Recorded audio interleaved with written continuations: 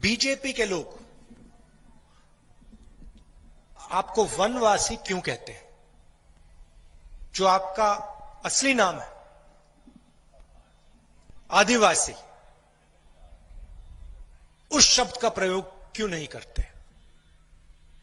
पता नहीं आपने देखा या नहीं, मध्य प्रदेश में एक वीडियो वायरल हुआ। उसमें बीजेपी का एक नेता एक आदिवासी युवा पर पेशाब कर रहा था। आपने ये वीडियो देखा?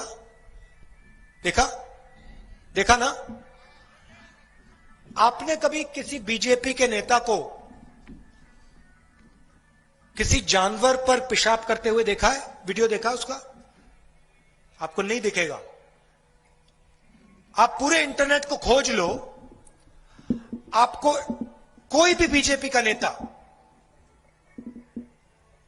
जानवर पर भी पेशाब करता हुआ नहीं दिखेगा, मगर आपको बीजेपी के नेता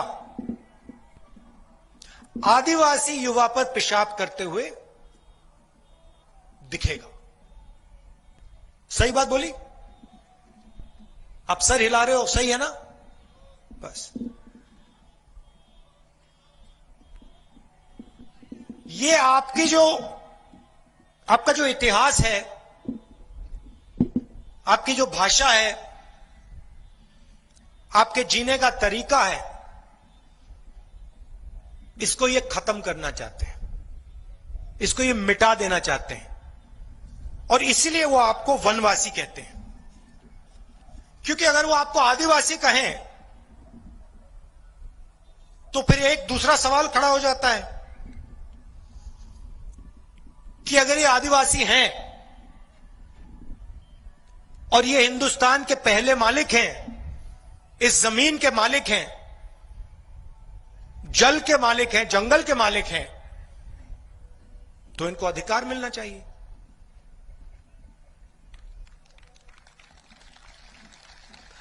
क्यों खोले? यह है बीजेपी की सोच। अब दूसरी बात देखिए, आज से 10 साल 20 साल बाद जंगल गायब हो जाएगा। जंगल कम हो रहा है या ज्यादा? कम हो रहा है ना? कम होता जा रहा है, कम होता जा रहा है, कम होता जा रहा है। तो एक दिन ही आपसे कहेंगे भैया आप हो वनवासी, मगर जंगल तो है ही नहीं। तो चलो, जंगल गायब हो गया, आप वनवासी हो, चाहे भीख मांगो, बड़े बड़े शहरों में जाओ, वहां पे भीख मांगो, किसी के घर में जाके झाड़ू पोछा करो। वनवासी का यह मतलब है कि आपका कोई भविष्य ना हो और आपकी जो हिस्ट्री है, जो संस्कार हैं, वो भी गायब हो जाए। तो ना आपका भविष्य हो, ना आपका बीता हुआ समय। और हम कहते नहीं, हम कहते ये आदिवासी हैं, आदिवासी रहेंगे, इनका हक बनता है, जमीन पर हक बनता है, जल पर हक बनता है, जंगल पर हक बनता है, और कांग्रेस पार्टी जो इनका हक है इनको दे के रहेगी।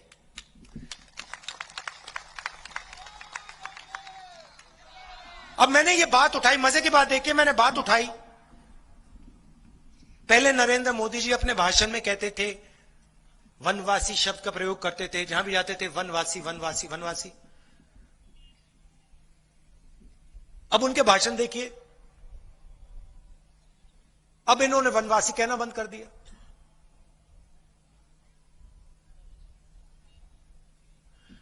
दिमाग में वनवासी शब्द, मुंह पर, जबान पर आदिवासी शब्द, मतलब सोच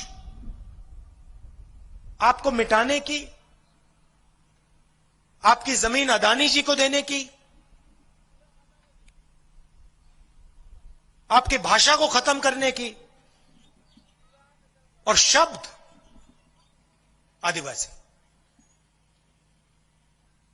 कोई आरएसएस का आदमी आपके पास आए तो उससे पूछिए, ये आपने वनवासी शब्द, इसका जो आप प्रयोग करते हो, ये हम सब पर अपमान है।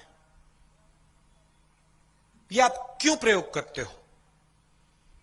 हम इस देश के असली मालिक हैं। आदिवासी आपसे पहले आए थे।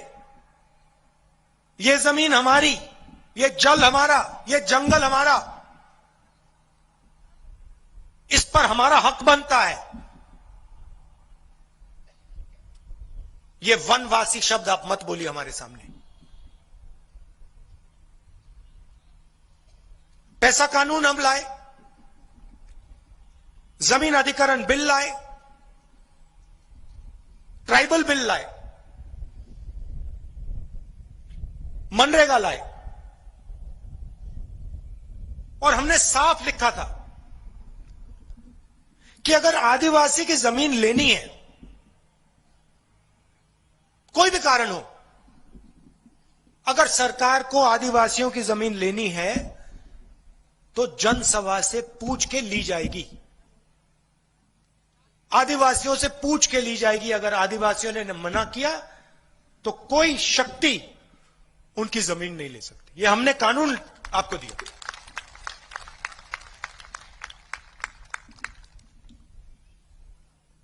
और बीजेपी ने इस कानून को खत्म किया। वो कहते नहीं जनसभा से कुछ पूछने की जरूरत नहीं है। ये जमीन आदिवासियों की नहीं है, जंगल आदिवासियों का नहीं है। वो कहते हैं जल आदिवासियों का नहीं है। हमें जरूरत पड़ेगी तो हम ले लेंगे। हम कहते हैं नहीं, आदिवासियों का है, रहेगा, और इस जल का, जंगल का, जमीन का अधिकार उनका है और फायदा उनको मिलना चाहिए। यह सोच में फर्क है। अब देखिए दूसरी बात, देखिए अभी आपके यहां पे नेता ने कहा कि स्वामी आत्मानंद स्कूल सरकार ने खोला है, इंग्लिश मीडियम स्कूल, उसमें हम अंग्रेजी सिखाते हैं। हाई क्वालिटी स्कूल है, सबसे महंगे प्राइवेट स्कूल जितनी बढ़िया यहां पे शिक्षा मिलती है। आप किसी बीजेपी के नेता से पूछे, वो आपको कहेंगे देखिए आप ऐसे करिए, आप हिंदी सीखिए, आप छत्तीसगढ़िया मत सीखिए, आप अंग्रेजी मत सीखिए, हिंदी से काम चलाइए। अब मैं आपसे पूछना चाहता हूं, क्या आदिवासी बच्चों को अंग्रेजी सीखनी चाहिए, हां या ना? नहीं सीखनी चाहिए? सीखनी चाहिए ना? क्यों सीखनी चाहिए? क्या फायदा है अंग्रेजी का? बताइए, क्या फायदा है अंग्रेजी का? हां, मैं बताता हूं आपको। किसी आदिवासी युवा को अगर छत्तीसगढ़ में काम करना है, छत्तीसगढ़ के लोगों से बात करनी है, तो छत्तीसगढ़िया चलेगी। सही बात। अगर आप कभी यूपी जाओ, बिहार जाओ, दिल्ली जाओ, वहां के किसी व्यापारी से बात करनी हो, वहां काम करना हो, तो हिंदी चलेगी। और अगर आपको कंप्यूटर का काम करना हो, विदेश जाना हो, विदेशी कंपनी में काम करना हो, कॉल सेंटर में काम करना हो, तो अंग्रेजी चलेगी। अपने बच्चों को सारे के सारे बीजेपी के नेता इंग्लिश मीडियम स्कूल में पढ़ाते हैं। यहां के नेताओं से आप पूछ लो, भैया आपके जो बच्चे हैं वो कहां पढ़ते हैं? हिंदी मीडियम में पढ़ते हैं, इंग्लिश मीडियम में पढ़ते हैं? सारे के सारे कहेंगे कि भैया हमारे बच्चे तो इंग्लिश मीडियम में पढ़ते हैं। अच्छा, तो आपके बच्चे इंग्लिश मीडियम में पढ़ते हैं, तो आदिवासियों के बच्चे, गरीबों के बच्चे इंग्लिश क्यों ना पढ़े? भाइयों बहनों, ये चाहते हैं कि आप देश की सबसे अच्छी नौकरियां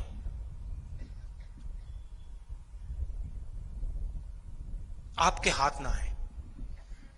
ये चाहते हैं कि इनके बच्चे अंग्रेजी पढ़ें,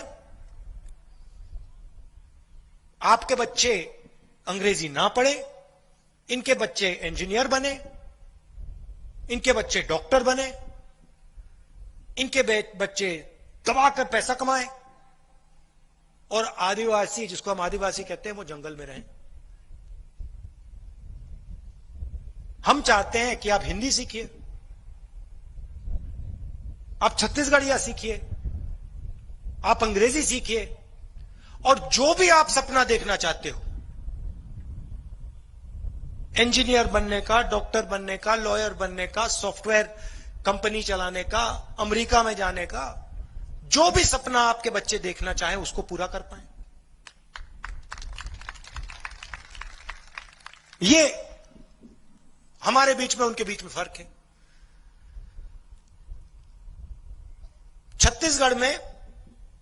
छत्तीसगढ़ के किसान को धान के लिए कितना पैसा मिलता है? कितना मिलता है? रेट क्या आजकल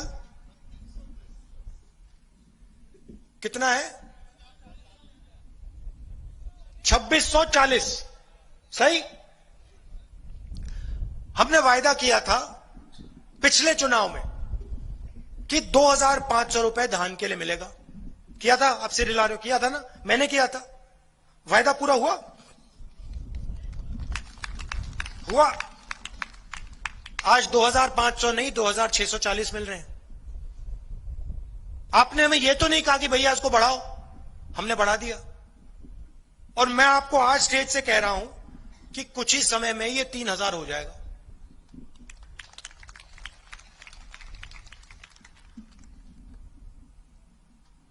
जो खेत पर मजदूरी करते हैं उनको हम साल का 7000 रुपए देते थे, चुनाव के बाद उनको 10,000 रुपए मिलना शुरू हो जाएगा। और लाखों करोड़ रुपए नरेंद्र मोदी जी ने अदानी जी जैसे बड़े से बड़े उद्योगपतियों का कर्जा माफ किया। हमने उनका कर्जा माफ नहीं किया। हमने छत्तीसगढ़ में किसानों का कर्जा माफ किया। तो वो आपकी जमीन छीनकर अदानी को देते हैं, हम आपकी जमीन को आपके हवाले करते हैं। धान के लिए देने का वायदा किया था। मैंने आपको पूछा भैया पूरा हुआ? आपने कहा नरेंद्र मोदी जी ने आपसे वायदा किया था 15 लाख रुपए मिलेंगे बैंक अकाउंट में। मिल गए? आज कुछ साल पहले नरेंद्र मोदी ने आज कहा था कि नोटबंदी करूंगा और काला धन मिट जाएगा देश से। मिट गया? काला धन ज्यादा हो गया। उन्होंने कहा था जीएसटी लाऊंगा, देश में प्रगति होगी। भैया जीएसटी से यहां किसी को फायदा हुआ? महंगाई बढ़ गया। कांग्रेस के समय 400 रुपए का सिलेंडर मिलता था, आज कितने का मिल रहा है?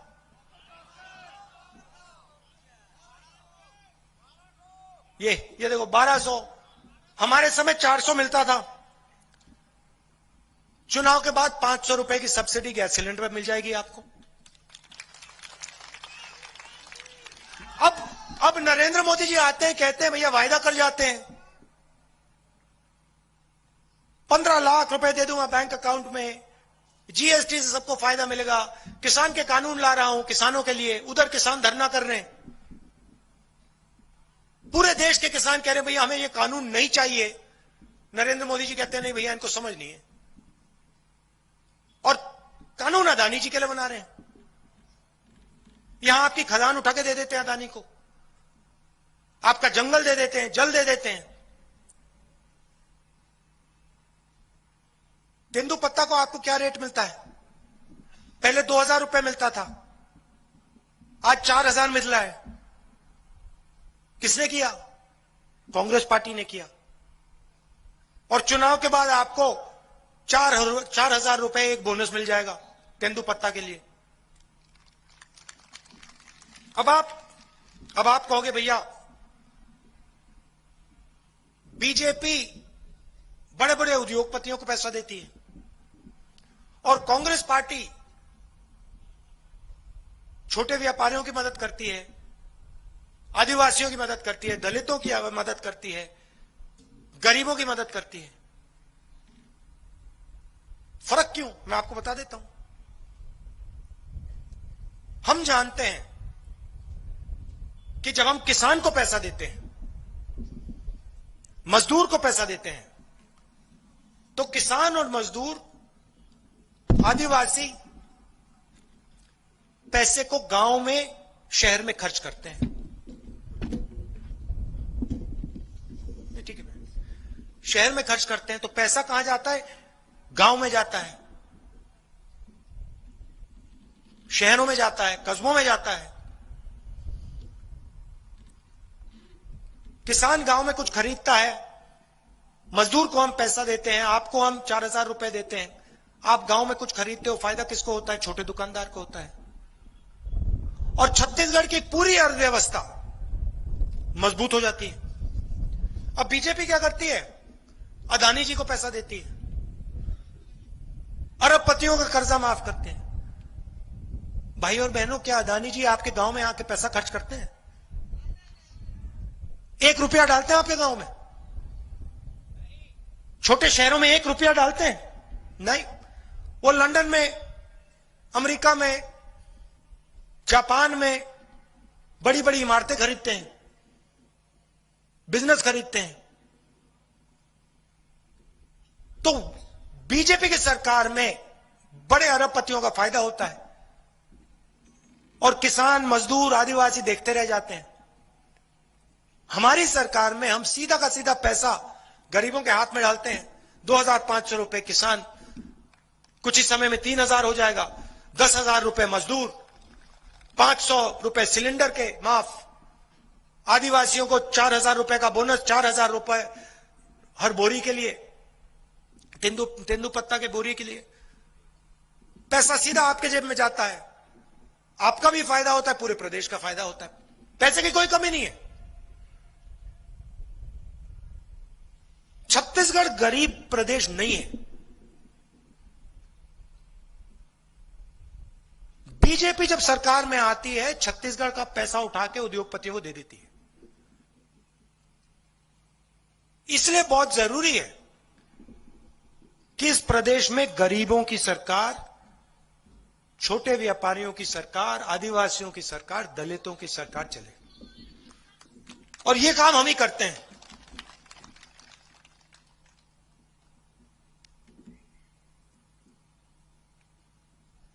और एक सबसे जरूरी बात आप भूलिए मत, ये जो वनवासी शब्द है,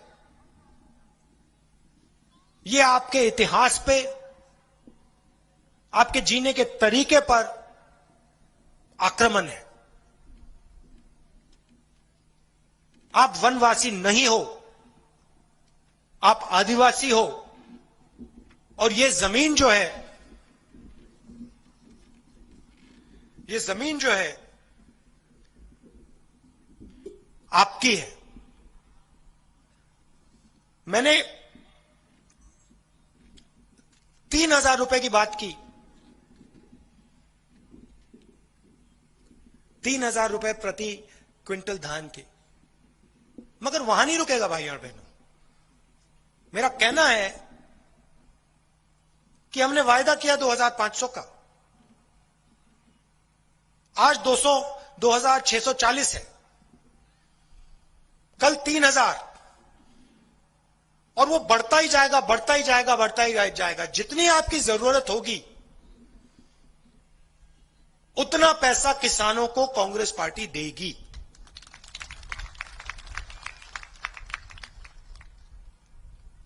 और वही तेंदुपत्ता के साथ होगा। आज 4000 है, वो आस्ते आस्ते आस्ते आस्ते आपकी जरूरत के साथ बढ़ता जाएगा।